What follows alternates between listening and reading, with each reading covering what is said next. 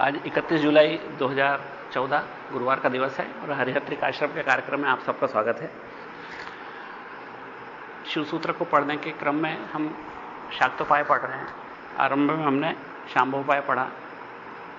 शांभोपाय के बाद शाक्तोपाय के प्रथम 2 सूत्रों पर पिछले हफ्ते हमने चर्चा करी थी। फिर से ये बात एक बार हम रिपीट कर लें कि शाक्तोपाय में जो कुछ करना है वो स्वयं की चेतना पर ध्यान केंद्रित करके उसी चेतना का स्तर विश्व चेतना तक उठाना है। हमारी जो अपनी व्यक्तिगत चेतना है वो गागर है और जो विश्व चेतना है वो सागर है।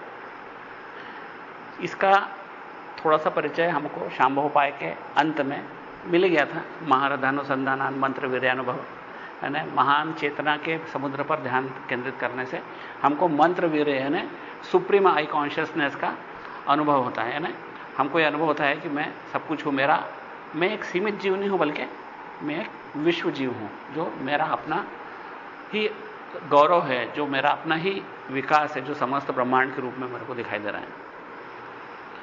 तो ऐसी स्थिति में पहला सूत्र चित्तम मंत्र, जिसको हमने पढ़ा पिछली बार कि मंत्र क्या है। मंत्र सामान्यतः हम एक पवित्र शब्दों का समूह समझते हैं।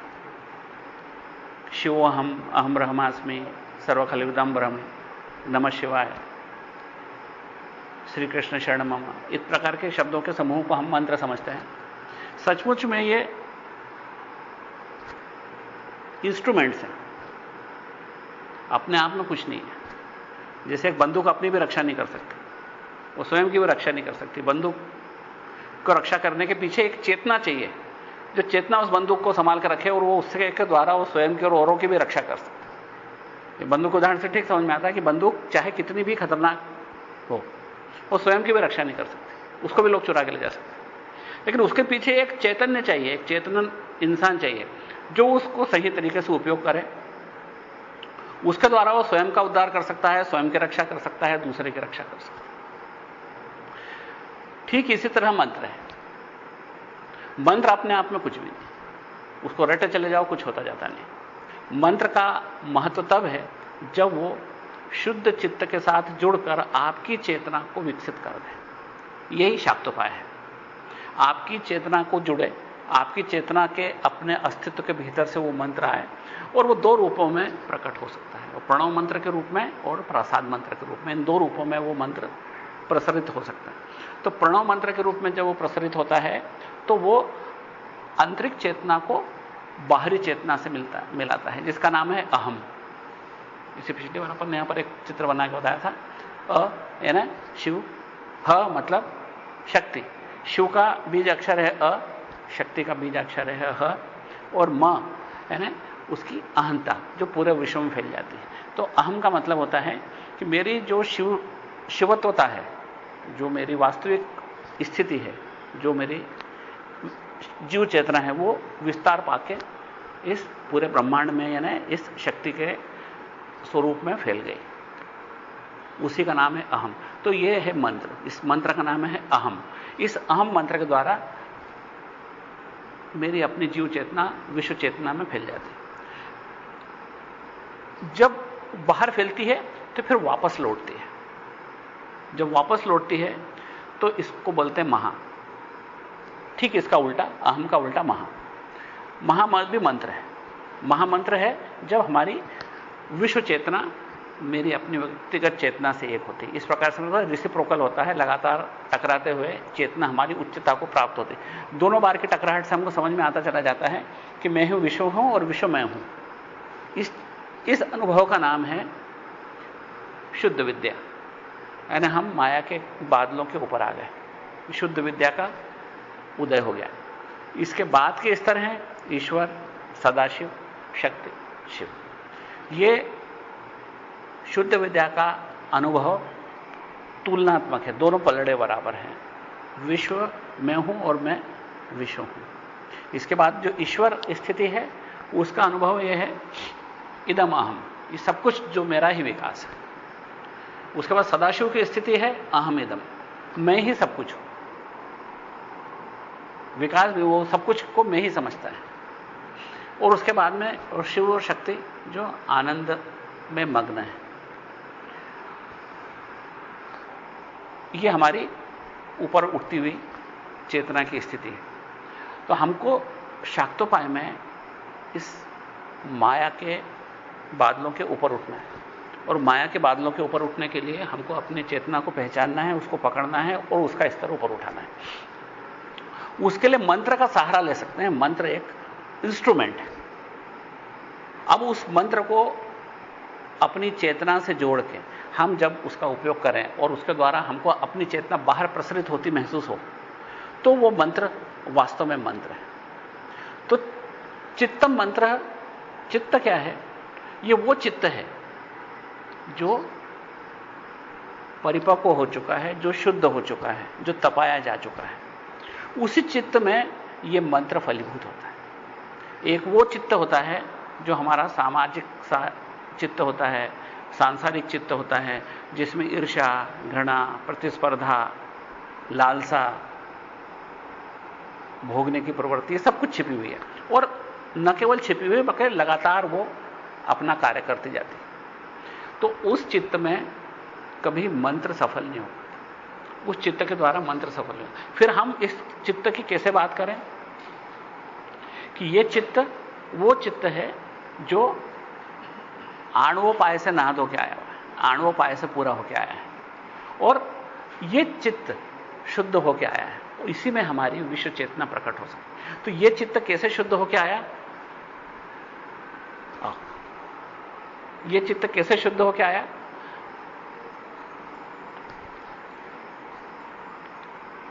जब हम पूजा, ध्यान, कथा, जप, तीर्थ, उपवास ये सब करें, तो इस सब को करने से हमारे चित्त में ये भावना, लालसा की, सांसारिक भोग भोगने की और सब इच्छाएं ये क्षीण होने लगती है। और ये क्षीण हुई इच्छाएं चित्त को शुद्ध करने लगती है। चित्त क्या है? हमारा साइकोलॉजिकल अपैरेटस है, हमारे इंटीरियर अपैरेटस है। यह हमारा सीपीयू है, जहां पर कि सारी जानकारियां एकत्रित होती हैं और यहां यह तय होता है कि हमको क्या करना है। हमारी सारी जानकारी जो हमारी ज्ञानेंद्रियों से आती है वो हमारे सेंट्रल प्रोसेसिंग यूनिट में, हमारे चित्त में इकट्ठी होती है, जिससे मन, बुद्धि, अहंकार नामक हमारा सेंट्रल यूनिट है।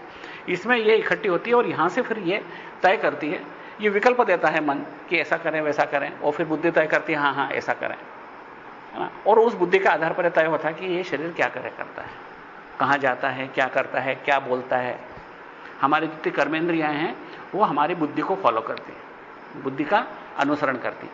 इसलिए बुद्धि हमारी अगर ईश्वर बुद्धि है तो हमेशा वो चयन करती है उन विकल्पों में से, उन विकल्पों का, भिन्न भिन्न विकल्पों में से उस विकल्प का चयन करती है जो श्रेय है।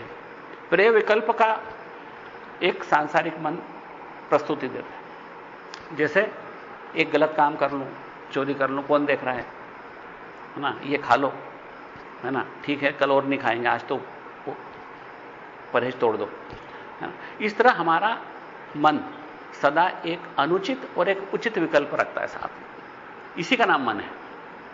और उनमें से निश्चयात्मक बुद्धि एक विकल्प चुनती है और हमारा शरीर उस बुद्धि के अनुसार अनुसरण करता है। इसलिए बुद्धि क्या है? सारथी है इस शरीर की, जो आपको कहीं भी ले जा सकती है, सही दिशा में भी ले जा सकती है और गलत दिशा में भी ले जा सकती है, क्योंकि मन दोनों विकल्प सामने रख देता है। ऐसा खा लो या मत खाओ, ऐसा कर लो या मत करो, वहां चलो या मत चलो, है ना, ऐसा कर दो या मत करो। इस तरह के सारे विकल्प हमारे सामने आते हैं। उन विकल्पों में से एक विकल्प का बुद्धि निश्चय करती है। तो यह है हमारा इंटरनल अपैरेटस। तो यह इंटरनल अपैरेटस या हमारा अंतःकरण शुद्ध होता चला जाता है उन क्रियाकलापों के द्वारा, जो हम मंदिर गए या मस्जिद गए, चर्च गए या गुरुद्वारे गए, सत्संग करा, मिले जुले बैठे, गुरु की शरण में गए, महात्माओं के सानिध्य में गए, इन सब से हमारे चित्त में जो संसार के प्रति एक चुंबक की तरह आकर्षण था वो क्षीण होता चला जाता। और इस चित्त में वो मंत्र फिर फलित होने लगते हैं। तो इसी का नाम है चित्तम मंत्र। मंत्र फलित होता है उस चित्त में जो विकारों से शुद्ध है। इसके अलावा वो चित्त जो विकारों से शुद्ध है, जो कुछ बोलता है वो मंत्र है, जो कुछ सोचता है वो मंत्र है, जो कुछ बोलता है, सोचता है, कहता है, करता है, वो सब मंत्र है। मंत्र की परिभाषा इससे अलग कुछ भी नहीं है। यानी मंत्र वो इंस्ट्रूमेंट है जो एक बंदूक की तरह है, जो स्वयं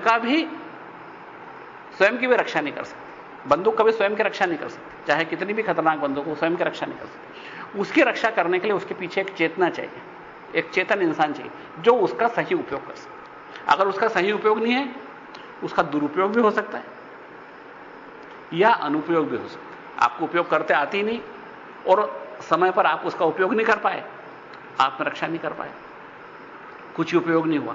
मंत्र कुछ ऐसे ही है। मंत्र इंस्ट्रूमेंट्स हैं, अपने आप में कुछ भी नहीं। ओम नमः शिवाय हो, चाहे शिवोहम हो, अहम ब्रह्मास्मि हो, चाहे श्री कृष्ण शरणम हो, इन मंत्रों का कोई उपयोग नहीं जब तक कि वह आपकी चेतना के स्तर पर नहीं उतर जाते और उस चेतना को ऊपर नहीं लाते। जब चेतना को ऊपर उठाते हैं तो प्रणव रूप में जब ऊपर उठाते हैं तो हमारी भीतरी चेतना विश्व चेतना से एक होती है और विश्व चेतना भीतरी चेतना से होती है। भीतरी चेतना विश्व चेतना से एक होती है, इसको अहम मंत्र बोलते हैं। और जो बाहरी चेतना विश्व चेतना हमारी व्यक्तिगत चेतना से एक होती है, इसको महामंत्र बोलते हैं। तो इसका नाम है चित्तम मंत्र। ये रिसिप्रोकल होता है, अंदर की चेतना बाहर की चेतना से, बाहर की चेतना भीतरी चेतना से एक में होती चली जाती है। इसका एक और बेहतर स्वरूप है, उसका सौह मंत्र है। सौह मंत्र, ये सौह मंत्र क्या होता है कि आपकी आंतरिक चेतना को बाहरी चेतना में धीमे धीमे धीमे धीमे प्रसरित करता चला जाता है, आपके अपने स्वरूप का विकास पूरे ब्रह्मांड के अंत तक हो। इसका नाम है प्रासाद मंत्र। प्रासाद मंत्र सर्वोच्च स्थिति, यह सर्वोच्च योगी की स्थिति जब वो पूरे ब्रह्मांड को अपनी चेतना, उसको कभी लौट के नहीं आती उसकी चेतना बाहर को प्रसरित होती ही चली जाती है। प्रणव मंत्र में लौट के आती है। यह आपके व्यक्तिगत स्वभाव, विचार, आपकी भावना, आपकी चित्त की शुद्धि, इन सब पर निर्भर करता है कि आप जिस मंत्र का जाप कर रहे हो वो प्रणव के रूप में आपका उत्थान करेगा या प्रासाद मंत्र के रूप में। अगर आप बिल्कुल निष्प्रह हो, निश्चल हो, हृदय में किसी तरह का छल नहीं है, तो प्रासाद मंत्र की तरह आपकी चेतना आपके विश्व में फैल जाएगी। आप दृढ़ संकल्प हो, हठी हो कि मेरे को किसी भी तरह आत्मबोध प्राप्त करना है, तो प्रणव मंत्र की तरह वो चेतना आपको, भीतर की चेतना बाहर, बाहर से भीतर, इस प्रकार से वो आपको एक में करती जाए। दो संसार हैं, एक बाहर और उतना ही बड़ा संसार आपके भीतर। आप आंख भी मींच लो तो भी किसी का नाम सुनते से हमको उसका अनुभव होने लगता है। गुलाब का नाम सुनते गुलाब की खुशबू का अनुभव होने लगता है। किसी की याद आते से, किसी का स्मरण होते से उसके सानिध्य में बिताए गए क्षणों के बारे में हमको स्मरण होने लगता है। इसलिए हमारे भीतर एक पूरा संसार है, जो हमारा व्यक्तिगत संसार है, वो बाहरी संसार से एक है।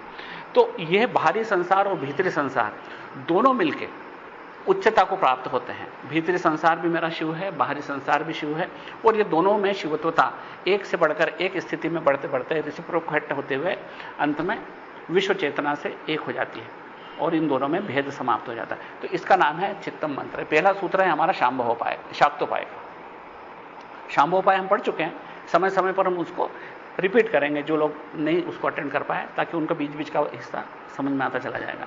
शाक्तोपाय में सबसे पहले कुछ भी बात पढ़े, कोई सा भी मंत्र पढ़े, एक बात हमको दृढ़ता से स्मरण रखना है कि इसमें सबसे पहले हर सूत्र में कोई सा भी सूत्र है, एक ही बात ध्यान रखना है, हमको अपनी व्यक्तिगत चेतना को पकड़ना है, पहचानना है, उस स्तर पर उतरना है, उसका फिर विकास करना है। मतलब एक सूत्रीय कार्यक्रम है इसमें, एक दिशा, इसी को बोलते हैं सिंगल डायमेंशनल मेथड। जबकि आपकी एक रेखा की तरह दो चीजें हैं, एक आपकी चेतना और एक विश्व चेतना। इस चेतना और विश्व चेतना के बीच में एक डायरेक्ट हॉटलाइन बनाना है, आपको अपनी चेतना को विश्व चेतना की तरह पहचानना है। और यही छोटे से घड़े के अंदर के स्पेस को बाहरी स्पेस में कोई फर्क नहीं है, ये पहचानना है। ये शरीर जैसे हटेगा, वो आंतरिक स्पेस या घटाकाश जिसको बोलते हैं, वो महान आकाश में विलीन हो जाएगा।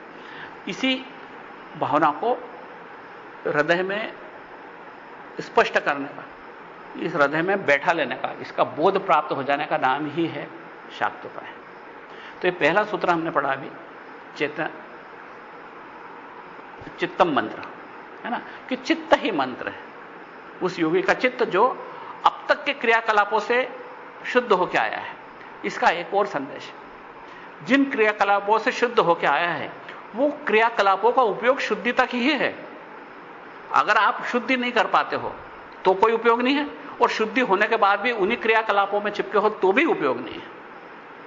मंत्र का उपयोग है, जप का उपयोग है, तीर्थ का उपयोग है, उपवास का उपयोग है, शिव जी के माथे पर जल चढ़ाने का उपयोग है, नर्मदा जी में नहाने का उपयोग है, गंगा स्नान का उपयोग है। लेकिन इन सब का उपयोग आपकी चित्त शुद्धि के साथ परिणित हो रहा है या नहीं, इसका महत्व। अगर यह हो रहा है तो होते ही हमको अब आगे यात्रा करना है।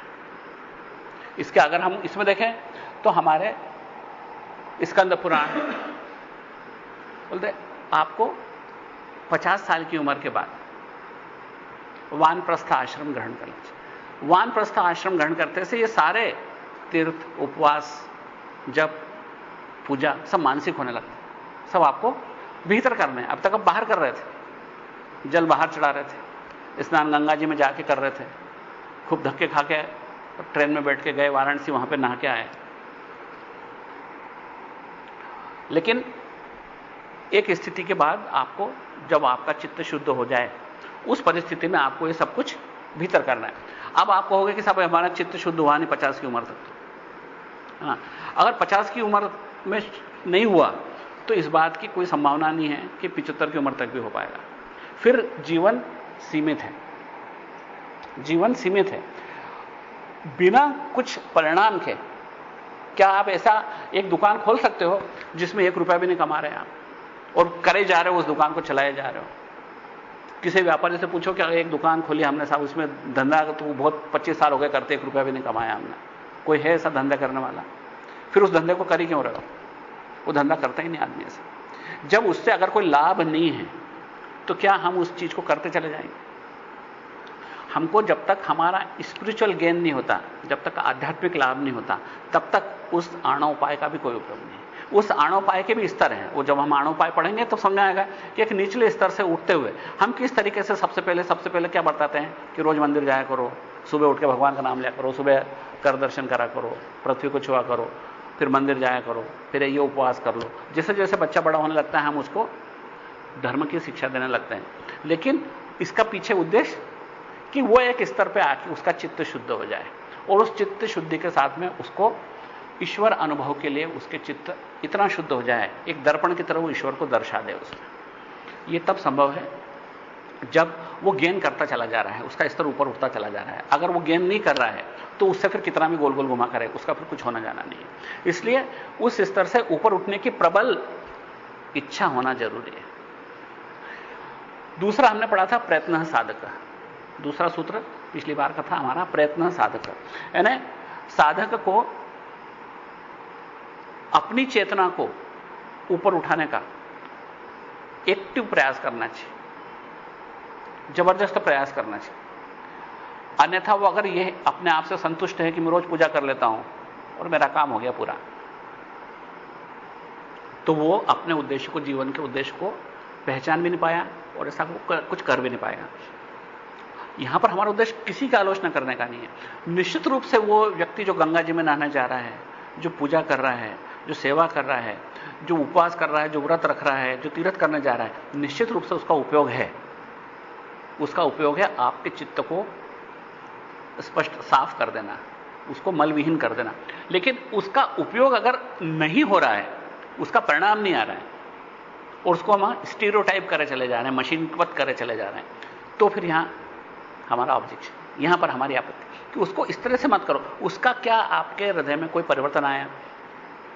कई लोग मिलेंगे हमने भैया 10 बार भागवत सुनी।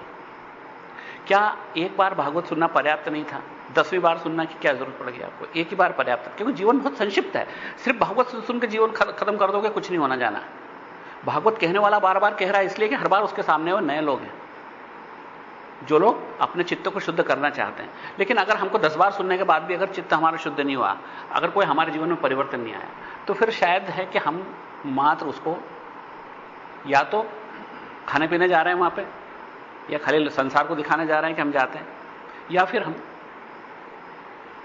इस भ्रम में है कि इससे ही कुछ हो जाएगा। तो हमको भ्रमों में जीना नहीं है, भ्रम के बाहर आना है। प्रयत्न साधका में ईमानदार प्रयास करना है कि हमको अपनी चेतना को ऊपर उठाना है।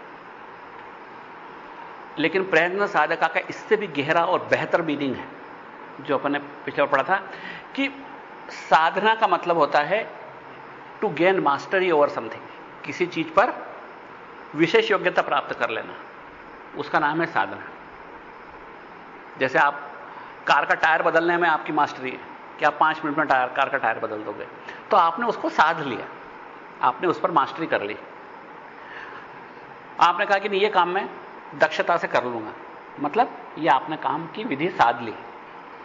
अब यहां पर हम क्या साधना चाह रहे हैं? प्रयत्न को साध रहे हैं। प्रयत्न साधक, हम क्या चीज साध रहे हैं?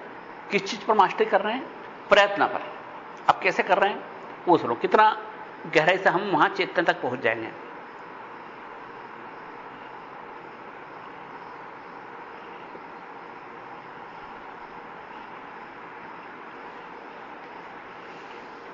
हमारी चेतना को पहचानना एक तरह से बहुत कठिन है और एक दृष्टि से बहुत आसान। जब हम सिस्टमैटिक तरीके से चलते हैं तो अपनी चेतना हमको एकदम समझ में आती, विस्फोट की तरह समझ में आती। जैसे पिछली बार अपन ने बताया था कि क्या मैं एक घड़े को देखता हूं तो मैं घड़ा हूं क्या? आप एक सेकंड में जवाब दे दो कि मैं घड़ा थोड़ी ना हूं, मैं तो घड़े का दर्शक हूं। मैं घड़े को देख रहा हूं तो मैं घड़ा कैसे हो गया?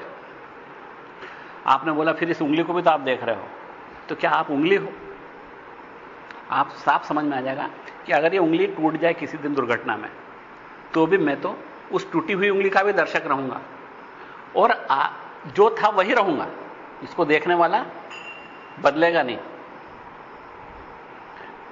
क्या उम्र से मेरी पहचान है? नहीं नहीं, मैं बचपन में भी शरीर को देखता था, जवानी में भी शरीर को देखता हूं और बुढ़ापे में भी शरीर को देख रहा हूं। और मेरे को तो इस शरीर को देखते देखते वर्षों बीत गए।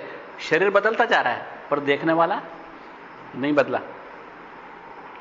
यह शरीर मैं नहीं हूं, क्योंकि शरीर बदलता जा रहा है और मैं नहीं बदला। मतलब दोनों एक नहीं है, दर्शक अलग है और दृश्य अलग है।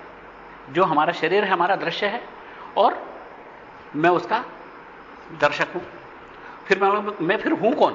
क्या मेरा मन में हूं? क्या मन से मेरी पहचान है? मैं जी नहीं। कई बार तो आप यहां बैठे रहो तो आपका मन जाने कहां चला जाता है। कई बार ध्यान आ रहे, सब बोल के कुछ नहीं सुनाई दिया, ध्यान ही नहीं रहा क्या बोले।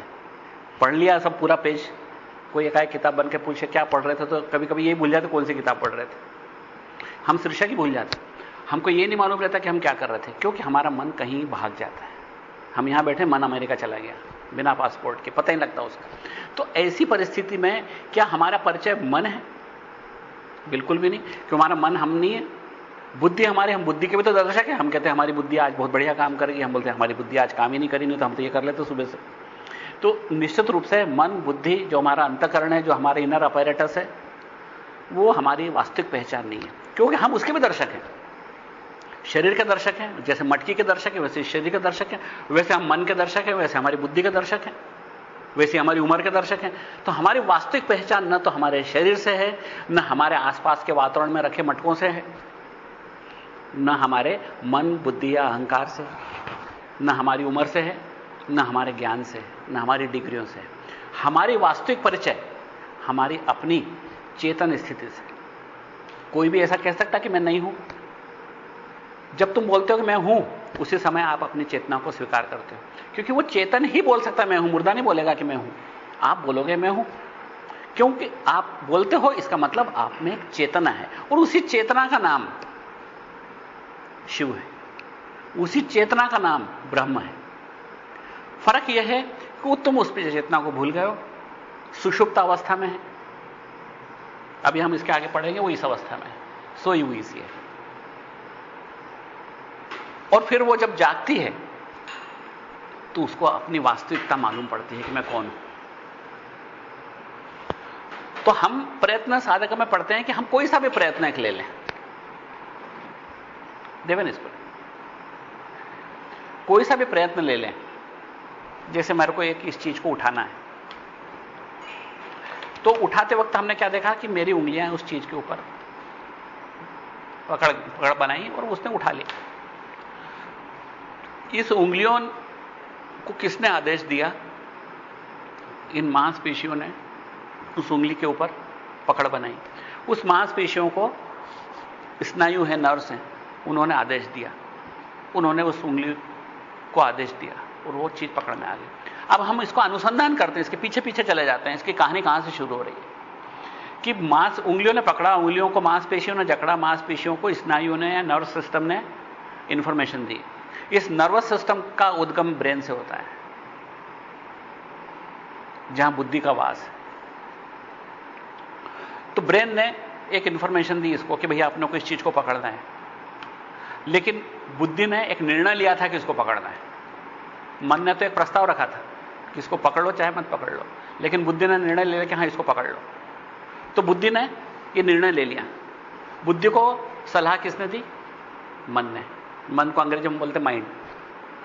मन ने एक प्रस्ताव रखा कि इसको पकड़ ले जाए।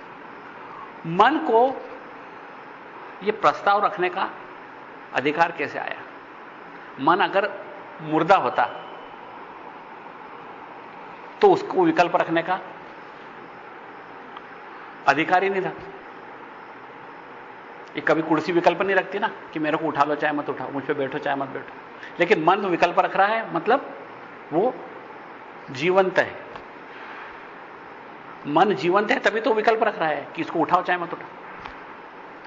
जब हम इस चीज को नहीं उठाते तो एक निर्णय लेते हैं कि हमको नहीं उठाना, उठाते हैं तब भी एक निर्णय लेते हैं हमको उसको उठाना है, तो हमने दो में से एक निर्णय को स्वीकार कर लिया। तो मन को यह जीवन किसने दिया?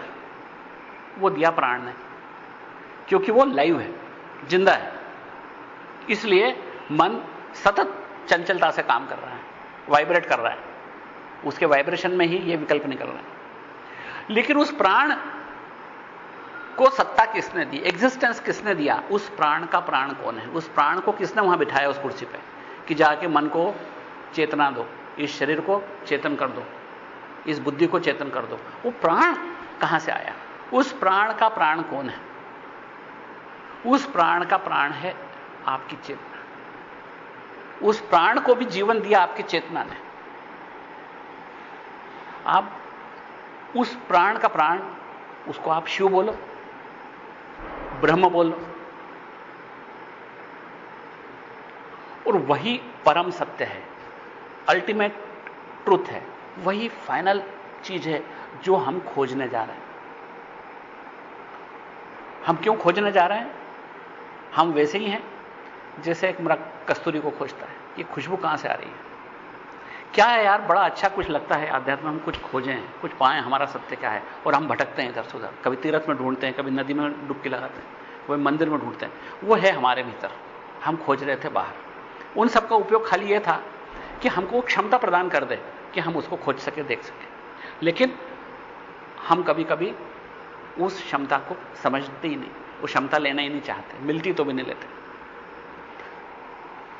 वास्तव में वो शिव हमारे भीतर है, प्राण हमारे भीतर है, प्राणों का प्राण यानी ब्रह्म हमारे भीतर है, और उसी का गौरव है ये सारी झांकी दुनिया में, जो उसी की झांकी है, उससे अलग कुछ भी नहीं है। उसी के द्वारा ये पंखा चल रहा है, उसी की ये बिल्डिंग है, उसी का ये देश है, उसी का ये विश्व है, उसी का ये आकाश है, उसी का ये चंद्र, सूरज, तारे, सितारे, नक्षत्र, जो कुछ है उसी के हैं। भूत उसी का है, भविष्य उसी का है, वर्तमान उसी का है, कल्पनातीत भी उसी का है, अकल्पनीय भी उसका, संभव भी उसी का है, और उसी का स्वरूप असंभव भी है। पॉजिटिव मार्क्स भी उसी के हैं, नेगेटिव भी उसी के हैं। कुछ चीजें जैसे कहते हैं एक लड्डू दे दो तो दे दो, हम कहते -1 लड्डू दे दो, आप दे ही नहीं सकते, कि -1 लड्डू कैसे देंगे, प्लस में दे सकते। लेकिन नेगेटिविटी भी शिव का ही स्वरूप है, पॉजिटिविटी शिव का स्वरूप है, नेगेटिविटी भी शिव का स्वरूप है। तभी प्रतीक रूप से हम कहते हैं कि वो भूतों का भी सरदार है। हमको कभी भी शिव जी ऐसे नहीं दिखाई देते हैं कि साफ कपड़े पहने हुए हैं, क्योंकि वो पॉजिटिविटी है। लेकिन वो पॉजिटिविटी नहीं है, वो कहते हैं पॉजिटिविटी तो सब दिखती है तुम्हारे को, तुम सब स्वीकार कर लोगे पॉजिटिविटी। तो कृष्ण जी अच्छे कपड़े पहन के दिखते हैं तो पॉजिटिविटी इजीली स्वीकार कर लो, बहुत आसानी से स्वीकार में आ जाती पॉजिटिविटी। एक लड्डू दे दो, एक दिन यहां आ जाना, एक कपड़ा बदल लो, 2 लड्डू खा लो, पॉजिटिविटी आसानी से समझ में आती। पर नेगेटिविटी आपको कहां से समझ में आती? और नेगेटिविटी समझाने के लिए शिव जी ने एक विकृत स्वरूप भी धर लिया। बबूद लगा ली, शमशानों की राख लगा ली, नंग धड़ंग घूम रहे हैं, भूतों के साथ नाच रहे हैं। ये क्यों? ये प्रतीक है आपको समझाने के लिए कि वो नेगेटिविटी भी वही है, जैसे पॉजिटिविटी है वैसी वो नेगेटिविटी भी है।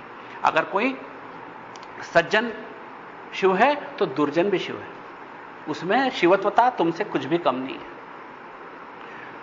यही क्वांटम फिजिक्स है, यही एक सिद्धांत है दुनिया में फिजिक्स का, जो ये बताता है कि एवरीथिंग इज इंटरडिपेंडेंट। हर कुछ एक दूसरे पर निर्भर है। आपके बगैर मेरा कोई अस्तित्व नहीं और मेरे बगैर आपका कोई अस्तित्व नहीं। उस कुर्सी के बगैर मेरा अस्तित्व, मेरा अस्तित्व इस कुर्सी के बगैर नहीं है। ब्रह्मांड में ये सब कुछ एक यूनिट है। हम इसके ओनलूकर नहीं हो सकते कि इस ब्रह्मांड के बाहर जाके देख लें कि इस ब्रह्मांड कैसे काम कर रहा है। हम इस ब्रह्मांड के ऐसे पुर्जे हैं जो इनसेपरेबल पार्ट है, जो हम अपने आप को इससे अलग नहीं कर सकते। हां, आप आपको अपने आप को इससे अलग नहीं कर सकते। क्यों? कि जब आप अपने आप को इससे अलग करोगे तो किस ब्रह्मांड में जाओगे? इसमें रहते हुए आप अपने आप को इससे अलग नहीं कर सकते। और आप जो सोचते हो कि जो घटनाएं घटती हुई दिखाई देती हैं वो आपकी चेतना का विकास है। आप जो कुछ घटना घटती हुई दिखाई देती है आपको कि ऐसा हुआ वैसा हुआ, वो आपके चैतन्य का विकास है। क्योंकि शिव महत्वपूर्ण है, शरीर कम महत्वपूर्ण है और ये जड़ और भी कम महत्वपूर्ण है। तो अधिक महत्वपूर्ण से कम महत्वपूर्ण जन्म लेगा या कम महत्वपूर्ण से अधिक? ये प्रश्न आप ही बताओ तो जवाब दे दो। अधिक महत्वपूर्ण से कम महत्वपूर्ण जन्म लेगा और कम से और कमतर महत्वपूर्ण जन्म लेगा। कभी भी जन्म होता है तो सबसे महत्वपूर्ण से कम महत्वपूर्ण का और कम महत्वपूर्ण से और कम महत्वपूर्ण का जन्म होता है। और जब प्रलय होता है या जब दुनिया समेट ली जाती है तो कमतर महत्वपूर्ण कम महत्वपूर्ण में प्रवेश करता है और कमतर महत्वपूर्ण सर्वोत्तम महत्वपूर्ण में प्रवेश करता है। इसलिए यह रिवर्स डायरेक्शन में यह महामंत्र है। जब बाहर की चीज भीतर समाती है, यह महामंत्र है। जड़ चेतन में और चेतन चैतन्य में समाता है। इसको हमारी शिव शास्त्र की भाषा में बोलते हैं कि शब्द राशि मंत्र राशि में समाती है। शब्द राशि जो भिन्नता का स्वरूप, क्योंकि शब्दों में बनने वाली कथाओं की कोई सीमा नहीं है। कितनी ही तरह के वाक्य बोल सकता हूं मैं, कितनी ही तरह की भाषाएं दुनिया में प्रचलित हैं और हर भाषा में कितनी भी समृद्धि आ जाए कभी भी पूर्णता नहीं आती। अभी भी नई किताबें लिखी जाएगी, नई कविताएं लिखी जाएंगी, नए शास्त्र लिखे जाएंगे, उससे कहीं पूर्णता, क्योंकि भिन्नता की कोई चरम नहीं आती। क्योंकि एक बिंदु से निकलने वाली रेखाओं की कोई संख्या सीमित नहीं है, असंख्य रेखाएं निकल सकती हैं और हर रेखा एक विचार है, एक व्यक्ति है, एक वस्तु है, एक भविष्य है, एक भूत है, एक वर्तमान है। उसी बिंदु से सब कुछ निकलता है और उसी बिंदु का नाम है शिव। तो हम जब रिवर्स करते हैं, अनुसंधित्सा करते हैं कि इसको किसने उठाया, तो समझ में आता है कि एक चैतन्य ने ही उठाया, शिव ने ही उठाया इसको। इसी का नाम है प्रयत्न साधक। यानी हम एक प्रयत्न को, कोई सा भी इसको उठाने का प्रयत्न हो, चाहे एक लिखने का प्रयत्न हो, चाहे दस्तखत कर रहा हूं मैं, उस प्रयत्न का अगर अनुसंधान करेंगे तो पाएंगे कि इस प्रयत्न की जड़ मेरी चेतना में है। मेरी चेतना ने ही, और उस चेतना की पहचान, आप लोग उस चेतना का कोई तो होना चाहिए, आइडेंटिफिकेशन मार्क होना चाहिए। हम किसी आदमी को कहते हैं कि इसका क्या पहचान क्या है, वो आदमी आएगा तो हम कहते, तो चेतना की पहचान क्या है, हम उस चेतना को कैसे पहचानें? उस चेतना की सबसे बढ़िया और सबसे बड़ी और सबसे सर्वोत्तम पहचान है स्वातंत्र्य। उस चेतना में स्वातंत्र्य है, उस चेतना में निर्णय लेने का अधिकार है। वो चाहे तो यहां बैठे, चाहे तो उठ के चल जाए। आप उस स्वातंत्र्य को चैलेंज नहीं कर सकते। आप चूंकि छोटे संस्करण है शिव के, तो भी आपके पास स्वातंत्र्य है। आज आपकी इच्छा हो तो आश्रम में आ गए, आपकी इच्छा हो नहीं आओ, यह आपके पास स्वतंत्रता, इस स्वतंत्रता को कोई नहीं छीन सकता। आपके पास पूर्ण स्वातंत्र्य नहीं है जब तक कि शरीर में हो, एक सीमित स्वातंत्र्य है। क्यों? आपके पास यही विकल्प है कि आओ चाहे नहीं आओ, लेकिन आपके पास यह स्वातंत्र्य नहीं है कि आप इस समय यहां भी अटेंड कर लो और एक इंदौर में सभा हो रही वहां भी अटेंड कर लो, या आप ये भी कर लो और वो भी कर लो। सारा स्वतंत्र है क्योंकि आप नियति से सीमित हो। 5 सीमांकन हमने बताया, आप आपको सभी जानते हो, कला, विद्या, राग, काल, नियति। 5 तरह के सीमांकन है जो हमको शिव से जीव बना देते हैं। करने की क्षमता सीमित है, वो काल है, कला है। समय में हमको बांध दिया जाता है, वर्तमान काल में हम भूत भविष्य से सेपरेटेड हैं, वो है काल। विद्या हम जानने की क्षमता सीमित है, मेरे पीछे कोई खड़ा है मैं नहीं जानता, भविष्य भूत तो दूर की बात, इसलिए वो विद्या भी मेरी सीमित है, ज्ञान भी मेरा सीमित है। राग के द्वारा मैं अपने आप को अतृप्त महसूस करता हूं, सदा मुझे कुछ न कुछ चाहिए, हमेशा मैं हमेशा अतृप्ति के भाव में जीता हूं, ये राग है। शिव पूर्ण है, उसको किसी तरह की कोई चीज की जरूरत नहीं है, क्योंकि उसी से सब कुछ निकला, उसको क्या जरूरत है, लेकिन मैं हमेशा अतृप्त महसूस करता हूं, ये मेरा राग है। और नियति, मैं एक आकार में सीमित हूं, मैं इस आकार के बाहर नहीं आ पाता हूं, मैं शुद्ध चेतना हूं, फिर भी मैं जहां जाऊंगा वो चेतना मेरे साथ जाएगी, इस आकार में सीमित। यही 5 फर्क हैं हमारे और शिव के। तो हम इस प्रयत्न को साधें, किसी भी, चाहे पेन से लिख रहे हैं, चाहे किताब उठा रहे हैं, चाहे चश्मा पहन रहे हैं, कोई भी प्रयत्न या कोई भी कार्य, उसका अगर हम साधें, उसके ऊपर मास्टरी करें, उसके ऊपर अनुसंधान करें और उसका विश्लेषण करें और उसकी जड़ में पहुंचने की कोशिश करें, तो हर जड़ सीधे सीधे उस चेतना में ले जाती है। हर जड़ आपको पहचान देती है वो चेतना, क्योंकि वही तो पहचानना हमारा शाक्तोपाय का क्या उद्देश्य है, कि हम अपनी चेतना को पहचानें, और जब पहचानेंगे तो फिर उस चेतना से एक कर सकेंगे। जब हम पहचानेंगे ही नहीं तो कैसे एक कर सकेंगे? पहले तो हम पहचानें कि हमारी चेतना क्या है। एक तो वो प्रयोग समझ में आया कि हम मटकी नहीं है, शरीर नहीं है, मन नहीं है, बुद्धि नहीं है, अहंकार नहीं, तो हम क्या हैं? हम इस शरीर के दर्शक हैं, और वो हम चेतन स्वरूप हैं। हम अपने आप को हां बोलते हैं कि हम हैं, कभी ना नहीं बोलते। तो ये हमारा चैतन्य स्वरूप है। और जब हम इस चेतना को स्वीकारते हैं तो हम ये जानते हैं कि मैं चेतन स्वरूप हूं। तो ये हमारा एक तरीका है प्रयत्न साधक का। ये दूसरा सूत्र है। अब इस दूसरे सूत्र के बाद में एक सूत्र फिर और आता है, विद्या शरीर सत्ता मंत्र रहस्यम। विद्या शरीर सत्ता मंत्र रहस्य। विद्या का मतलब होता है अद्वैत का ज्ञान, the knowledge of undifferentiated reality, अभिन्नता का ज्ञान। वो ज्ञान जो हमको सबको एक यूनिट में देखने का ज्ञान प्रदान करे, जिसको बोलते हैं शिव दृष्टि, यूनिवर्सल विजन, वो हमको ज्ञान दे, उसका नाम है विद्या। वास्तविक विद्या वही है। संसार में जितनी विद्याएं हैं कमतर विद्याएं हैं, सर्वोत्तम विद्या वो है जो आपको शिव दृष्टि दे दे। जिस दृष्टि से शिव संसार को देखता है अपने विकास की तरह, उस तरह मैं भी देख सकूं इस ब्रह्मांड को मेरे विकास की तरह, वो है शिव दृष्टि, और उसी का नाम है विद्या। शरीर का मतलब होता है सार, एसेंस। यानी विद्या का सार क्या है? विद्या का शरीर है ना, विद्या का सार। उस सर्वोत्तम अद्वैत का सार क्या है? कोई ऐसी चीज है जिसको हम सार रूप में समझा सकें कि अद्वैत क्या है, सार रूप में समझा सकें कि सर्वोत्तम ज्ञान क्या है। जैसे उपनिषदों में आया सर्वोत्तम ज्ञान क्या है, ऐसे यहां पर शिवशास्त्र भी समझा रहे हैं कि सर्वोत्तम ज्ञान क्या है, कि विद्या शरीर सत्ता, मैंने सर्वोत्तम ज्ञान का सार। सत्ता मतलब अस्तित्व, अस्तित्व का ज्ञान, एग्जिस्टेंस का नॉलेज। वास्तविक अस्तित्व क्या है? ब्रह्मांड जो अस्तित्व स्वरूप है, इसका ज्ञान, यही मंत्र का रहस्य है। मंत्र क्या होता है? वही हमने बात करी, एक इंस्ट्रूमेंट है जो आपको सर्वोच्च चेतना से जोड़ने का काम करता है। वो धागा है जो आपकी चेतना और विश्व चेतना को जोड़ देता है। एक रेखा स्वरूप धागा है, आगे इसमें आएगा रेखिनी शक्ति होती है जो प्रमात्र भाव को प्रमेय भाव से जोड़ देती है और अखंड आनंद की प्राप्ति होती है। तो वो कब होता है? जब कुंडलिनी को हम जगाते हैं। अब इसके आगे हमको यहीं पे ये समझना है, इसी सूत्र में समझना है कि कुंडलिनी क्या है। इसी सूत्र में आता है कि कुंडलिनी क्या है। कुंडलिनी है शक्ति। ये हमारे मूलाधार में एक सुषुप्त शक्ति। अगर आपको एटम बम के दर्शन हो तो क्या दिखाई देगा मालूम है? कि इतना सा धातु का गोला दिखाई देगा। आप नहीं समझ पाओगे कि इतना सा धातु का गोला क्या कर सकता है, इसमें कितनी शक्ति छिपी हुई है। आप समझोगे इतना सा तो है गोला, उठा के फेंको तो पता नहीं कितने दूर चला जाएगा। ये गोला क्या कर सकता है, इसकी पोटेंशियल कैपेसिटी क्या है, इसके बारे में शायद हम तब तक अनभिज्ञ होते हैं जब तक हमको इसकी वास्तविकता नहीं मालूम पड़ जाती कि यार बाप रे क्या है ये। यह है कुंडलिनी शक्ति। इसके अंदर पूरा ब्रह्मांड छिपा है। इसके अंदर ब्रह्मांड से कम कुछ नहीं है, पूरा ब्रह्मांड छिपा है। इसी के अंदर ब्रह्मांड एक नहीं, जितने क्रिएशन है शिव के वो सभी छिपे हुए हैं।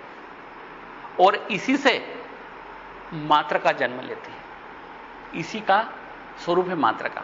मात्रा का क्या है वो हम पढ़ेंगे 7वें सूत्र में। अ आ ई उ जो है ना, हमने बचपन में पढ़े हैं, वो अब हम यहां एक बार फिर से पढ़ेंगे नए स्वरूप से। उसका वास्तविक जन्म कैसे हुआ मात्रका का, और वो इतना साइंटिफिक तरीके से अपन पढ़ेंगे उसको कि वास्तव में हमारे दिल में उतर जाएगी वो बात।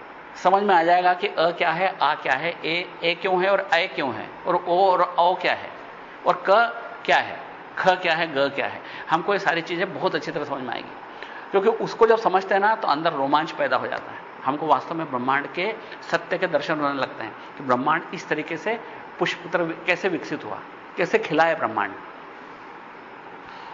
तो सारी मात्रका भी यहीं से जन्म लेती है। 9 वर्ग जन्म लेते हैं, अ वर्ग, क वर्ग, क ख ग घ च छ ज ज ट ठ द त थ द न प फ ब म य र ल व स, ये सारे वर्ग इसी से जन्म लेते हैं, कुंडलिनी से। कुंडलिनी है शक्ति, कुंडलिनी है मां। कुंडलिनी को कह सकते हैं आप दुर्गा, पार्वती, मां, शक्ति। हम शिव शास्त्र में इसको बोलते हैं स्वातंत्र शक्ति, the free will of lord Shiva. Lord Shiva की पूर्ण स्वतंत्र शक्ति, जो वो जो चाहे वो करे, वही सबसे बड़ी शक्ति, जब उस पर कोई बाधा नहीं। क्यों नहीं है बाधा? क्योंकि ब्रह्मांड की सारी शक्तियां इसी से शक्ति लेती हैं, तो इसको कौन बाधित कर सकता है? सर्वोच्च शक्ति है या सर्वोत्तम या सबसे बड़ी शक्ति है, इस शक्ति से बड़ी कोई शक्ति हो ही नहीं सकती। शक्ति शब्द ही इसी से निकलता है। हर शक्ति इससे जन्म लेती, यह हर शक्ति की गंगोत्री है। इससे बड़ी शक्ति कोई हो ही नहीं सकती। इसलिए अबाधित शक्ति है, इसलिए हमने इसका नाम रखा है स्वातंत्र शक्ति। और यही स्वातंत्र शक्ति शिव की पहचान है, क्योंकि वो जो चाहे कर सकता है। आपके पास भी एक स्वातंत्र, जैसे अभी बात हुई थी, सीमित स्वातंत्र है। पूर्ण स्वातंत्र शिव के पास है, आपके पास एक सीमित स्वातंत्र है। आप अपनी मर्जी, इच्छा, इसका वैज्ञानिक दृष्टिकोण से बता दें। अपने एक बार बात करी थी कि वैज्ञानिक दृष्टिकोण से स्वातंत्र्य जो पहले नहीं समझ में आता था, क्वांटम फिजिक्स के बाद में समझ में आने लग गया। आधा किलो रेडियम लो, 1000 साल के बाद वो 250 ग्राम रह जाएगा। इसके हाफ लाइफ है, रेडियम की हाफ लाइफ होती है, आधा जीवन। रेडियम में अल्फा, बीटा, गामा रेज निकलती हैं, और कहां से निकलती हैं? मटेरियल का क्षय होता है और मटेरियल एनर्जी में कन्वर्ट होता है, जो धीमी गति से होता है। और इस गति से होता है कि 50% मात्रा करीब 1000 साल में कम हो जाती है। क्या हो जाता है? उस मात्रा का ऊर्जा में कन्वर्ट हो जाती है। एटम बम में एक क्षण भर में होता है, चेन रिएक्शन होती है, और यहां पर धीमी गति से होती है 1000 साल में। आप अगर चाहे किसी इलेक्ट्रॉन माइक्रोस्कोप से या किसी इलेक्ट्रॉनिक या इलेक्ट्रिकल या किसी भी मेथड से पाओगे, तो यूरेनियम के या रेडियम के जो भी आपने यूज किया है, उसके सारे के सारे एटम एक जैसे दिखाई देंगे, उनमें कोई परिवर्तन नहीं। सारे के सारे एटम एक जैसे हैं। तुम बोलोगे तो सब मरी हुई चीजें हैं, इनमें काहे की चेतना? तो फिर ये बताओ कि ये निर्णय किसने लिया कि कौन सा एटम एनर्जी में आज कन्वर्ट होगा और कौन सा 1000 साल बाद कन्वर्ट होगा, और कौन 2000 साल के बाद भी अभी मटेरियल फॉर्म में पड़ा रहेगा, जबकि उनमें सब में एक सी रचना है। उनमें रचनाओं में कोई भिन्नता ही नहीं। आपने रेडियम का 1 किलोग्राम रेडियम लिया, सारा का सारा रेडियम एक जैसा है। आप चाहे उसको चाहे जैसा उलट पुलट कर रख दो, उसकी हाफ लाइफ 1000 साल। आप बोलो कि ऐसा तो नहीं कि सरफेस के ऊपर से वो इवोपरेट हो रहे हैं, जैसे पानी इवोपरेट होता है। जी नहीं। अगर ऐसा होता तो रेडियम की हम पटरी बना देते, पट्टी, तो वो जल्दी इवोपरेट हो जाती। गोला बना देते जिसकी सरफेस सबसे कम होती है, तो वो 1000 के बाद 2000 साल तक भी इवोपरेट नहीं हो पाती। यानी इवोपरेशन से अलग है। आप किसी भी फॉर्म में रखो, वो 1000 साल में ही आधा होगा। चाहे गोले में रखो, चाहे उसकी प्लेट बना दो, चाहे उसकी छड़ियां बना दो, कुछ भी कर दो, 1000 साल उसकी हाफ लाइफ है। 1000 साल में वो 50% एनर्जी में कन्वर्ट हो जाता। तो कौन सी शक्ति है इसके अंदर जो ये तय करती कि चलो तुम आज एनर्जी में कन्वर्ट हो जाओ और तुम बैठे रहो अभी 1000 वर्ष तक? कुछ तो है चेतना। क्वांटम फिजिक्स ने तभी एक शब्द निकाला कि साइंस ऑफ कॉन्शियसनेस। ये क्वांटम फिजिक्स से निकला हुआ शब्द है, साइंस ऑफ कॉन्शियसनेस, कि चेतना का विज्ञान कहीं ना कहीं है जो हम मिस कर रहे हैं। जो हमारा कन्वेंशनल फिजिक्स है, न्यूटोनियन फिजिक्स है, वो मिस कर चुका है। वो क्या समझता है कि हम सब दर्शक हैं, दुनिया के अंदर जो कुछ हो रहा है हम उसके दर्शक हैं, और पहले क्षण की मेरे को बता दो कि कौन कौन से फोर्स किधर लगे, दुनिया का भविष्य बता दूंगा। फिजिकली ये पॉसिबल है, लेकिन स्पिरिचुअली ये बात पॉसिबल नहीं है, क्योंकि उसमें एक स्वातंत्र छिपा है। आप एक व्यक्ति को थप्पड़ मारोगे, उसका क्या परिणाम होगा अनप्रिडिक्टेबल है। इसलिए भौतिक शास्त्र में एक नियम है जिसका नाम है थ्योरी ऑफ अनसर्टेनिटी। हम कहते हैं कि व्यक्ति अनप्रिडिक्टेबल व्यवहार करता है। एक थप्पड़ मार, भगवान जाने वो वापस मार देगा कि भाग के चला जाएगा या अगले 4 को लेके आ जाएगा, लकड़ी से पिटाई कर देगा, पता ही नहीं हमको कि वो क्या करेगा। अनप्रिडिक्टेबल है। ऐसा व्यवहार क्या जड़ जगत भी करता है? सच है कि ऐसा व्यवहार जड़ जगत भी करता है, जहां पर जितने स्मॉलर पार्टिकल्स हैं, पार्टिकल साइंस पढ़ेंगे अगर हम तो पाएंगे कि जितने स्मॉलर पार्टिकल्स हैं, मॉलिक्यूलर और सब मॉलिक्यूलर और सब एटॉमिक लेवल के, वो सब ऐसा ही व्यवहार करते हैं जैसे वो जीवित हो, उनमें भी मर्जी चलती है। वहां पर आती है थ्योरी ऑफ अनसर्टेनिटी, अनिश्चितता का सिद्धांत। अगर उसमें जगह समझ में आती कि कहां है तो उसका मास समझ में नहीं आता। कभी मास समझ में आता है कि इतना है तो उसकी जगह समझ में नहीं आती कि कहां है। इसलिए हमारे पास एक क्वांटम फिजिक्स आया जिसने हमारे इस शास्त्र को, जो वर्षों से अनादिकाल चला था, एकाएक पुष्ट करना शुरू कर दिया। अभी जब हमने पिछली बार एक बार बात करी थी, एक डांसिंग वुली मास्टर नाम की किताब आई थी 40 वर्ष पहले, जो एक पत्रकार ने लिखी थी, और उसने जगह जगह बात लिखा कि जो ओरिएंटल रिलीजियस पब्लिक थी, यानी जो हम पूर्व के, जो यानी पूर्व देशों के, यानी जैसे थाईलैंड है, भारत है, श्रीलंका है, चाइना है, यहां की जो सभ्यता थी, वो जो बात 10,000 साल से चिल्ला चिल्ला के कह रही थी, वो अब हमको समझ में अब आ रही है। वो जो कह रहे थे, हमारे को क्वांटम फिजिक्स नहीं आया जब तक हम उनको बकवास समझते थे, मतलब नॉन साइंटिफिक बातें कर रहे हैं, आध्यात्म के नाम पर अवैज्ञानिक बातें कर रहे हैं। अब हमको समझ में आ रहा है कि उनका आध्यात्म विज्ञान सम्मत है, और हम इस आश्रम में मात्र विज्ञान सम्मत बात करने के लिए बैठे, अवैज्ञानिक बात नहीं करना चाहते।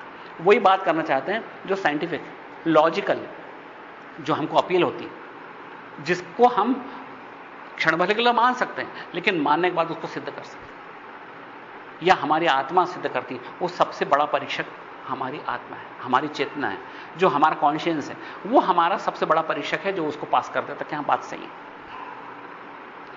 तो ये चेतना हमारी कुंडलिनी में छिपी है, और यहां हमारी असीम शक्ति छिपी है। हम क्या समझते हैं कि मैं इस पत्थर को 10 किलोमीटर तो नहीं फेंक सकता, 10 फीट फेंक दूं तो बहुत है, 10, 20, 25, 50 फीट फेंक दूंगा, उससे ज्यादा मेरी क्षमता नहीं है।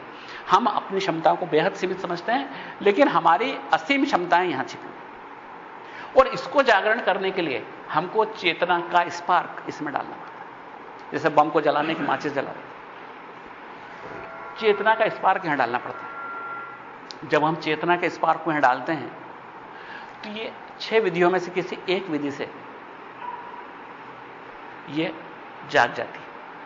ये 6 विधियां हैं जिनमें से किसी एक विधि से कुंडलिनी जाग जाती है। इसका अनुभव आप भी ले सकते हो, लेकिन इसमें प्रयास जरूरी है, ईमानदार प्रयास, कंसंट्रेशन से, ध्यान से। आपके मूलाधार जो आपके बैठने की जगह के आधार के ऊपर स्थित है, उस जगह के ऊपर कुंडलिनी शक्ति छिपी हुई है। और ये 6 जो भिन्न भिन्न तरह के उठाव हैं, कुंडलिनी उठती है, 6 अलग अलग तरह से उठती है। इस पर आपका कोई खुद का अधिकार नहीं है कि कैसे कुंडलिनी को उठा दोगे। आप कुंडलिनी को आदेश नहीं दे सकते कि ऐसे उठो, वो वैसे उठेगी जैसी आपकी डीपेस्ट फीलिंग है, जैसी गहरी भावना है, जैसी आपकी जैसी पर्सनैलिटी है, आपकी जो आंतरिक भावना है, वो आंतरिक भावना आनंद पाने की है, या आंतरिक भावना परोपकार की है, आंतरिक भावना गुरु बनकर किसी को दीक्षा देने की है, यह आंतरिक भावना क्या है, इस पर निर्भर करेगा उस कुंडली का कैसा उठना है। उस पर आपका कोई अधिकार नहीं। लेकिन आज की बात समाप्त करने के पहले सिर्फ एक ही बात बता सकता हूं, उसको फिर बाकी अगली बार हमको यही पढ़ना है कि कुंडलिनी जागरण कैसे और किस तरह और किस विध कैसे कैसे होता है। जो अंतिम बात हम बताना चाहते हैं कि आप ये कुंडलिनी शिव की प्रिया है, शिव की अर्धांगिनी है और शिव उसके प्रीतम है। दुनिया की कोई भी चीज इस कुंडलिनी को जगा नहीं सकती सिवा उसके प्रियतम के। ये अगर शक्ति अर्धांगिनी है तो शिव अर्धनारीश्वर, दोनों एक दूसरे के पूरक है। और कुंडलिनी को कोई चीज जगा सकती है तो मात्र शिव, यानी शिव यानी चेतना, आपकी कॉन्शियसनेस। आपकी कॉन्शियसनेस जब वहां कंसंट्रेट होती है तो वो जगा सकती है उस कुंडली। और कुंडली का जागरण अपने आप में एक ऐसा अनुभव है जो दुनिया के किसी भी आनंद से बड़ा आनंद है। दुनिया के कुछ आनंदों को हम जानते हैं, उसमें सर्वोच्च आनंद को भी जानते हैं, हम समझते हैं बस इससे बड़ा कोई आनंद नहीं है, यही आनंद सबसे बड़ा है। उस आनंद की गिनती कहीं भी नहीं लगती इस कुंडली जागरण के आनंद के आगे। ये सर्वोच्च आनंद है, यह शिव शक्ति के मिलन का आनंद है। और इस आनंद के बगैर सारी दुनिया के सारे आनंद छोटे पड़ जाते हैं। तो इसी आनंद के बारे में हम अगली बार पढ़ेंगे कि यह जागरण हम कैसे करें, और अगर यह होता है किस विध तो उसमें हमारा अनुभव कैसा होगा, हमको कैसा लगेगा उस समय, और इसके द्वारा हम सर्वोच्च चेतना का अनुभव कैसे प्राप्त कर सकते हैं। यह हमारा तीसरा सूत्र चल रहा है, विद्या शरीर सत्ता मंत्र रहस्यम। तो इसी के अंतर्गत हमको ये पढ़ना है अगली बार, क्योंकि चूंकि आज समय पूरा हो चुका है तो आप सबको घर जाने की देर हुई, इसलिए आज का